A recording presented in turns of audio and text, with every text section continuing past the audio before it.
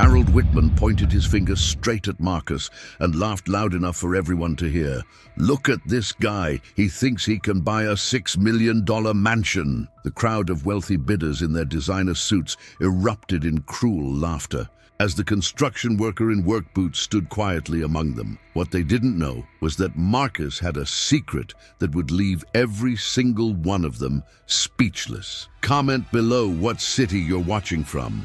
Marcus Rodriguez had worked construction for 25 years, and today he drove his beaten-up pickup truck to the most exclusive mansion auction in Greenwich, Connecticut. The Riverside Estate was a breathtaking property overlooking the water, and dozens of millionaires in expensive cars had come to bid on it. When Marcus walked up the marble steps in his dusty work clothes and safety boots, the whispers started immediately.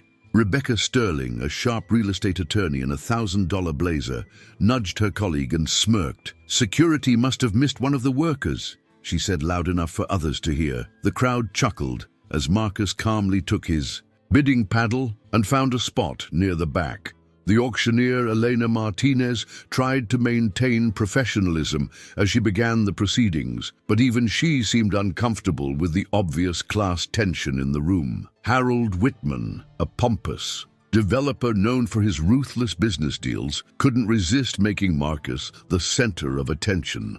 "Hey, buddy, you lost?" he called out mockingly. "The job site is around back." The laughter grew louder as other bidders joined in with comments about Marcus being in the wrong place.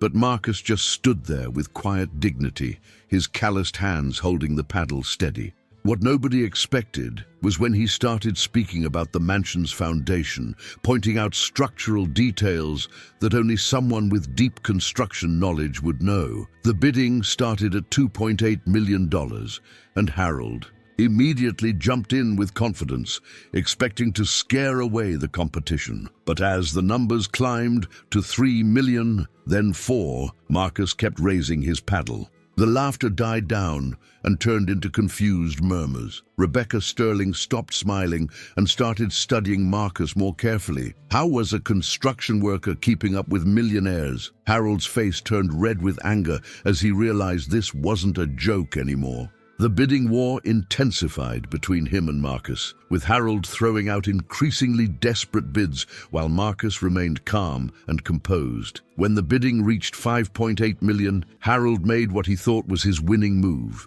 dramatically announcing $6.2 million. The crowd held its breath, waiting for Marcus to finally admit defeat. Instead, Marcus quietly raised his paddle one more time. $6.5 million. He said, in a steady voice that cut through the silence like a knife.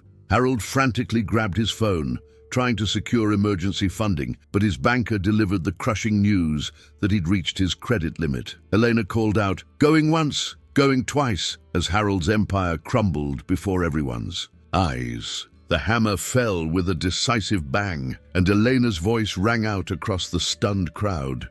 "Sold to bidder number 47, Marcus Antonio Rodriguez." But then she continued reading from her paperwork, and what came next changed everything. Purchasing agent for Rodriguez Construction and Development LLC. The silence was deafening as the truth hit everyone like a sledgehammer. Marcus hadn't just outbid them all. He was the CEO of a multi-million-dollar construction empire. The mansion they'd all been fighting over, he had built it himself 15 years ago as the lead contractor, and now he was buying it back to restore it properly after years of neglect. Rebecca Sterling walked over with her head down, extending her hand in genuine apology. "I'm sorry for how we treated you," she said, her voice shaking with embarrassment. Marcus graciously shook her hand and pulled out his business card. "No hard feelings. Call me if you ever need legal work for construction contracts." Harold stormed out of the auction house without a word, his reputation in ruins,